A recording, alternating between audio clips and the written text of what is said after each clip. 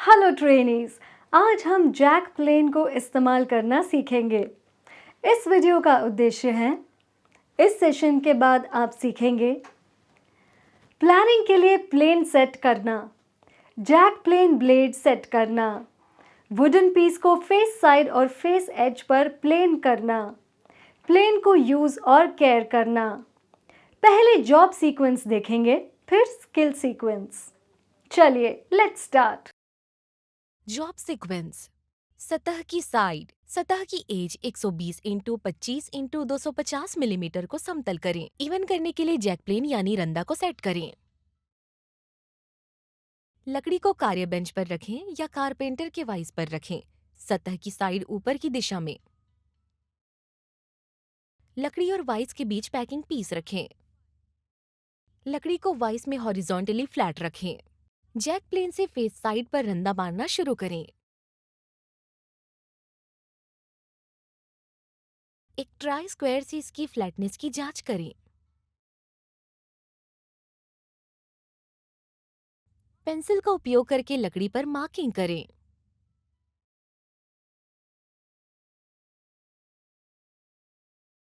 लकड़ी का एक सिरा ऊपर की दिशा में वाइस में रखें और वाइस को ठीक से टाइट करें।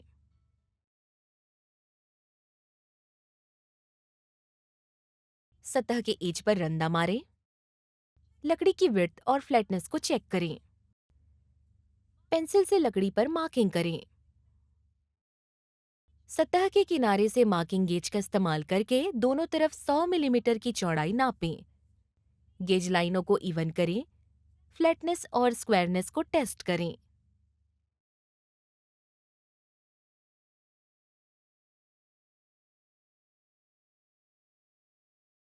आवश्यक मोटाई के लिए मार्किंग गेज 21 मिलीमीटर सेट करें।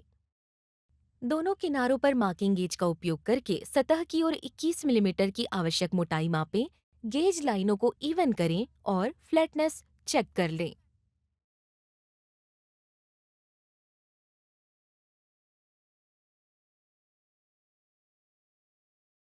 लकड़ी को आवश्यक डायमेंशन तक इवन करने और सरफेस को चिकनी करने के लिए एक जैक प्लेन का उपयोग किया जाता है।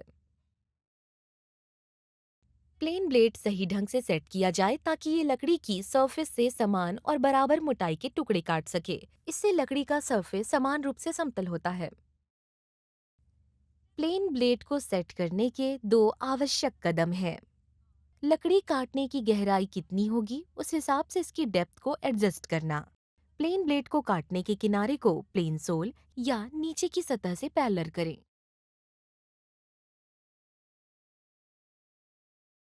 प्लेन ब्लेड को कट की आवश्यक गहराई के हिसाब से सेट करना। बाईं हाथ में प्लेन पकड़ें और प्लेन की सोल को आपकी दृष्टि के साथ एक सहायक दूरी पर रखें। एडजस्टिंग नट को घड़ी घूमने की उल्टी दिशा में कट की आवश्यक गहराई तक घुमाएं जब तक कि ब्लेड काटने वाला किनारा प्लेन के सोल या निचले सतह से ऊपर न उठ जाए।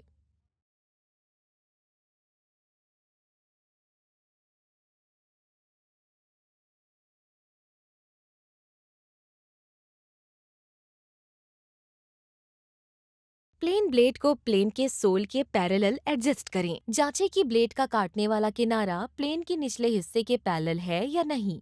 यदि नहीं, तो एडजस्टेबल लीवर को तब तक धीरे से बाएं या दाएं घुमाएं जब तक वो पैरेलल ना हो जाए।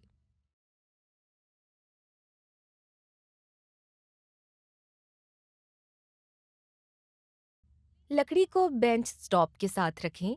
दाएं हाथ से प्लेन को पकड़े। इंडेक्स फिंगर को प्लेन की ओर रखें। बाएं हाथ की हथेली प्लेन के टो में और उंगलियों को प्लेन की ओर रखें।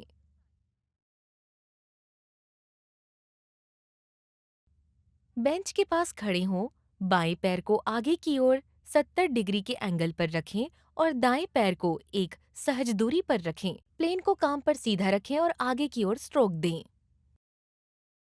स्ट्रोक की शुरुआत में बाएं हाथ से अधिक प्रेशर डालें। जैसे जैसे स्ट्रोक आगे बढ़ता है, धीरे धीरे बाएं हाथ का प्रेशर कम होते जाता है। दाएं हाथ पर अधिक प्रेशर आता है।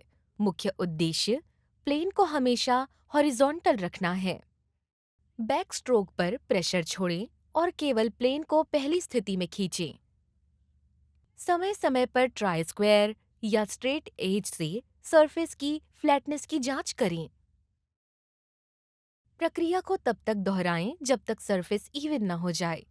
काम को साफ करें और बेंच और औजारों को साफ करें। सावधानियां: जब तक आप योजना बनाना शुरू करें तो दाहिने हाथ से दबाव ना दें। स्ट्रोक के अंत में बाएं हाथ से दबाव ना डालें। लकड़ी को समान रूप से इवन करने का प्रयास करें। सरफेस की जांच किए बिना लगातार लकड़ी पर रंदा ना चलाएं। फिनिशिंग के लिए बड़ा कट ना लें।